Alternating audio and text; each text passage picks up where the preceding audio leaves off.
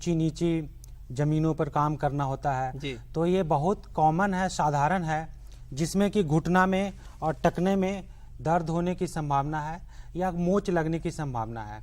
पर इसमें होता क्या है कि जो किसान भाई होते हैं वो साधारणतः इग्नोर कर जाते हैं इस चीज़ों को और वो ज़्यादा ध्यान नहीं देते हैं।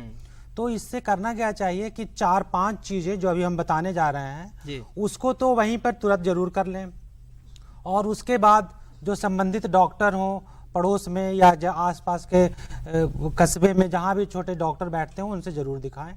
आपको करना क्या है कि जब भी इस तरीके का चोट लगे तो कोई गमछा या अंगोछा या कपड़ा कुछ भी हो तो जरूर वहाँ पे बांध लें थोड़ी देर के लिए, जहाँ पे दर्द हो रहा है, जहाँ पे चोट लगी है। और दूसरा काम क्या करना है कि जहाँ भी इस तरीके का ऊंचा जगह हो, जैसे अगर ये ऊंचा जगह है तो पैर को इस पे रख करके आप लेट जाइए जमीन पर, मतलब ऊंचा करके रखना है पैर को कम से कम आधा घंटा तक। तीसरा काम क्या करना है कि रेस्ट जरूर देना है 1 घंटा। आप जब भी चोट लगे तो तुरंत 1 घंटा तक तो जरूर ना चलिए, ये बहुत इंपॉर्टेंट बात है।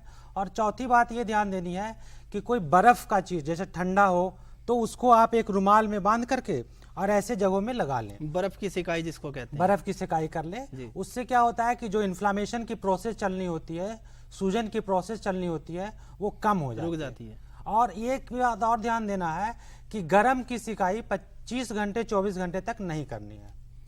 डॉक्टर साहब, वो वजह क्या है जिससे कि खिंचाव आ जाता है और ये दर्द शुरू हो जाता है? देखिए, ये तो साधारणतः है, जो सॉफ्ट टिश्यू होते हैं, 2 तरीके की बॉडी में टिश्यू होते हैं, एक होती है हल्की टिश्यू, एक कड़ी टिश्यू होती है जो बोन में आती है। तो बोन में तो नहीं हो सकता है चोट, लेकिन खिंचाव जब भी आप जितना डिमांड करता है बॉडी, जो एनाटमी बनी हुई है शरीर की, उससे ज्यादा जैसे फोर्स लगेगा तो खिंचाव तो हो ही सकता है। जो भी झुक करके काम करते हैं या टेढ़ा होकर के काम कर रहे हो, तो ऐसे कंडीशन में क्या होता है कि आप देखे होंगे कि गांव में या जहां भी कस्बे में वो पोल जो लाइन का खड़ा रहता है तो उसको खड़ा करने के लिए दोनों तरह से तार लगा रहता है। वही स्थिति हमारे स्पाइन की भी है। ये जो स्पाइन होता है, इस स्पाइन को चारों तरफ से मसल्स जो है ऐसे खड़ा बांध करके रखता है और यही मसल अगर खराब हो गया, जैसे अगर आप बार बार झुक करके काम करते हैं तो जो मसल्स हैं उसकी कमजोरी आने लगती है, मांसपेशियों पे दबाव पड़ता है, कमजोरी होने लगती है। तो जिसके कारण क्या होता है कि जो बॉम्बू जैसा ये खड़ा होता है हमारा स्पाइन, ये खड़ा नहीं रह सकता है, लोड नहीं ले पाता है। और ऐसे कंडीशन में कमर का दर्द होना बहुत कॉमन है, साधारणतः है। अब इसमें करना क्या चाहिए, एक बहुत सिंपल सी बात है जो हर किसान भाइयों को करना चाहिए। आप सीधा जमीन पे लेट जाइए और लेटने के बाद कमर को खाली नीचे छोड़ करके एक टॉवेल रख लीजिए, कमर के नीचे तौलिया रख लें, तौलिया रख लीजिए और उस तौलिए को दबाएं कमर से, सिर्फ कमर से दबाना है। और ऐसा करना है कि आपका ये जो पेट का एरिया थोड़ा कड़ा करना, संकुचित करना है। इसी तरीके से उल्टा लेट जाइए और उल्टा लेट करके भी पेट को सीधा खींचिए अंदर की ओर, सिकोड़ना है। ये दोनों एक्सरसाइज करिए दिन भर में 2 बार 3 बार। और ये बहुत इंपॉर्टेंट है कि जो आपका स्पाइन का स्ट्रक्चर है उसको मेंटेन रखेगा ऐसे करने से।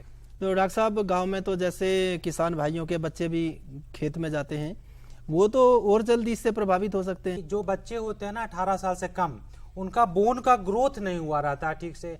एपिफाइसिस जो इंड प्लेट होते हैं, बोन का अंतिम सिरा होता है, उसका ग्रोथ नहीं हुआ रहता ठीक से। हड्डियां शुरू में थोड़ा ज्यादा मजबूत नहीं रहती है, जिसके कारण क्या होगा कि जितना लंबाई होना चाहिए एक बोन को वो नहीं हो पाता है। तो देखिए विकास रुक जाता है, विकास रुक जाता है। और दूसरा प्रॉब्लम एक और भी हो सकता है कि ऐसे लोगों का जो इधर का जो ज्वाइंट होता है, तो बाद में जैसे जब 40 साल का उम्र होगा या 50 साल का उम्र होगा तो इधर टेढ़ा मेढ़ा दिखेगा, हड्डियां कई बार निकल जाती है। हाँ, इसका रीजन यही है बेसिकली, जब उनको कम उम्र में ज्यादा दबाव पड़ जाता है। तो क्या करें किसान भाई कि इस तरह की समस्याएं ना आए? किसान भाइयों को चाहिए कि ऐसे बच्चों से जब काम कराएं तो हल्के हल्के काम कराएं, भारी काम ना करा दें। जैसे मान ले जाए कि कुदाल खोदने वाला काम है वो मत कराइए। जैसे मान ले जाए कि किसी को पानी लेकर के जाना देना है वो आप दीजिए, लेकिन भारी भारी काम ना कराइए।